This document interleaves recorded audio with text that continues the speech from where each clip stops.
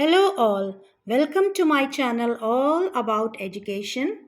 And as you must have seen my video, and if you have not done so, please do watch my video on memory, यानी कि स्मृति पर मेरा video ज़रूर देखें, जहाँ पर हमने विभिन्न प्रकार की स्मृतियों के बारे में बात करी है, जहाँ जैसे कि सेंसरी मेमोरी, संवेदी स्मृति, लॉन्ग टर्म मेमोरी, दीर्घ अवधि स्मृति, short term memory, laghu avadhi smriti, and also we discussed about episodic memory, prasangik smriti, and semantic memory, arthgat smriti. So now in this video today I am going to discuss about the two aspects of memory, the positive aspect and the negative aspect, dhanatmak evam rinatmak. There are two aspects of memory. One is the positive aspect, which is remembering, and another one is negative aspect, which is forgetting. Remembering means किसी चीज का स्मरण करना, याद आना, to remember, and forgetting means उसको भूल जाना, विस्मरण करना. So therefore it is the negative aspect of memory.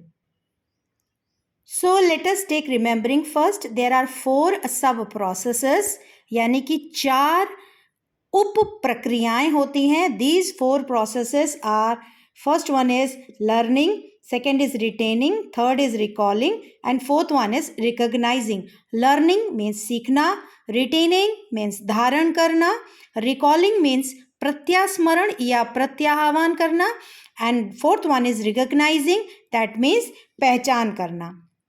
So as the words imply, learning यानी कि सीखना, कुछ it is the first step, पहली सीढ़ी होती है जहाँ पर जो learner है वो सीखता है. He or she learns something in any subject, and after that learning he has to keep it in his or her mind.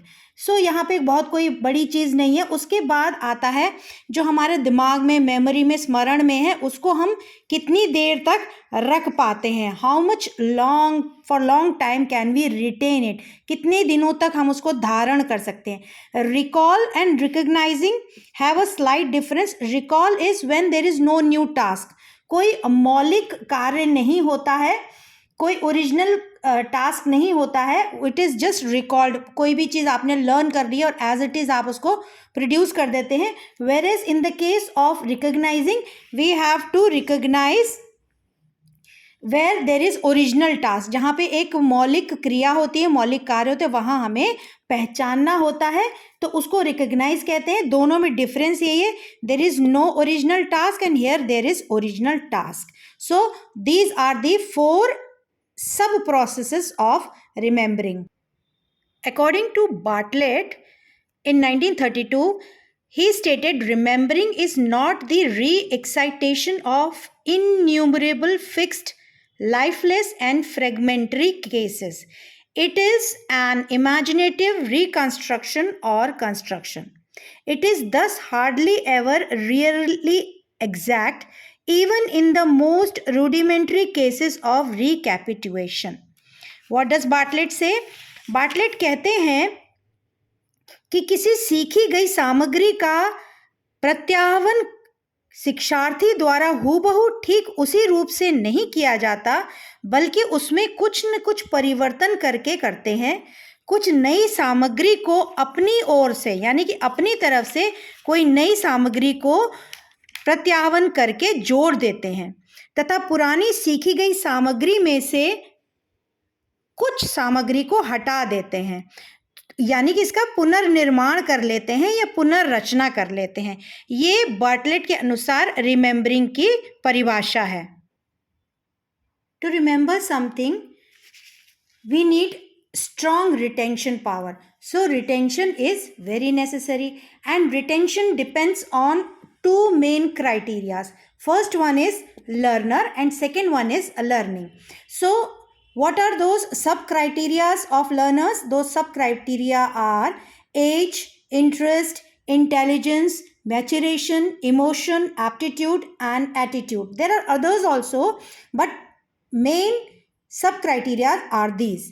That means the retention power of a learner depends on the age. उसकी आयु पे depend करता है, उसकी रुचि पर, उसकी बुद्धि पर, उसकी परिपक्वता पर, उसके सामवेगिक स्तर पर, उसके जो एप्टीट्यूड है, एटीट्यूड है, अभिवृत्ति है, उन सब पे ये चीज़ें डिपेंड करती हैं, रिटेंशन। और दूसरा है लर्निंग, यानी कि स्मरण करते समय, याद करते समय, सीखते समय किन विधियों के प्रयोग किए गए, what were those methods and methodologies used, then the aids or materials, supporting materials used for that learning, then the amount of learning, कितना ज़्यादा था, जो विषय वस्तु थी, जो कंटेंट था वो कितना था, कितनी देर तक लर्निंग की गई।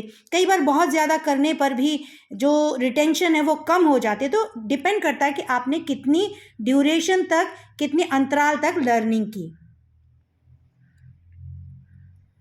So we can see that it depends on two sub criteria.